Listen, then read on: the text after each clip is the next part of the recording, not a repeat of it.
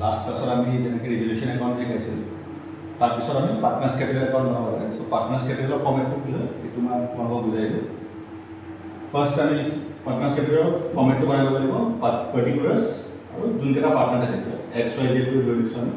এইফালে particulars X Y Z first of all আমি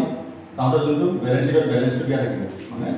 capital একাউণ্টৰ যোনটো বেলেঞ্চ থাকিব এইটো লিখিব লাগিব বাই বেলেঞ্চ লিখি যোনকেইটা এক্সিষ্টিং পাৰ্টনাৰ বেলেঞ্চ এক্স আৰু ৱাই এক্সিষ্টিং পাৰ্টনাৰ তাহাঁতৰ বেলেঞ্চটো লিখিলোঁ নেক্সট লিখিব লাগিব বাই কেছ অৰ বেংক যোনটো নতুন পাৰ্টনাৰটোৱে লৈ আনিব তাৰ কেপিটেল সেইটো তাৰ 0 আণ্ডাৰত আমি লিখিম নেক্সট লিখিব লাগিব বাই প্ৰিমিয়াম ফৰ গুডউইল যোনটো গুডউইল নতুন পাৰ্টনাৰটোৱে লৈ আনিব সেইটো অল্ড পাৰ্টনাৰ দুটাক তাহাঁতৰ প্ৰফিট শ্বেয়াৰিং ৰেচিঅ'ত আমি ডিভাইড কৰি দিব লাগিব সপোজ ইয়াত তাহাঁতৰ প্ৰফিট শ্বেয়াৰিং ৰেচিঅ' আছে 2:3 যদি থাকে তেতিয়া এক্সেল হ'ব সপোজ সি গুডউইল লৈ আনিছে goodwill suppose to say 10,000 tax about 2 by 2 plus 3 5 over into 10,000 y about 3 by 5 into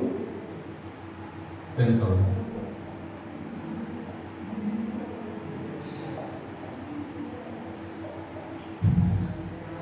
ঠিক আছে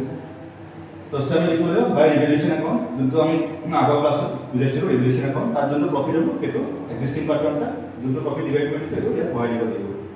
next by accumulated reserves and profit যোনটো জেনাৰেল ৰিজাৰ্ভ বুলি কোৱা হয় তো এইটো আমি ইয়াত পুট কৰিম by cash or bank adjustment of capital যদি এডজাষ্টমেণ্ট কিবা কৰিব লগা থাকে কিছুমান তেতিয়া থাকে কি যোনটো নতুন পাৰ্টনাৰ আহিব তাৰ কেপিটেলটো মতে অল্ড পাৰ্টনাৰৰ কেপিটেল এডজাষ্ট কৰিব লগা হয় एडजस्टमेंट की कोई भी या दूसरे अमाउंट में तो दिया है और इफाले की है वो डेबिट साइड की है वो टू ड्रॉइंग्स अकाउंट जो ये ओल्ड पार्टनरशिप में ड्रॉइंग्स हुआ था ये तो इफाले आई वो टू रिवैल्यूएशन अकाउंट जो ये प्रॉफिट और रिवैल्यूएशन अकाउंट हो ये क्रेडिट साइड आई वो और जो ये लॉस और इंडिया डेबिट साइड आई वो same to accumulated loss and deferred expenditure जो ये एक्यूमुलेटेड लॉस करे इंडिया डेबिट साइड आई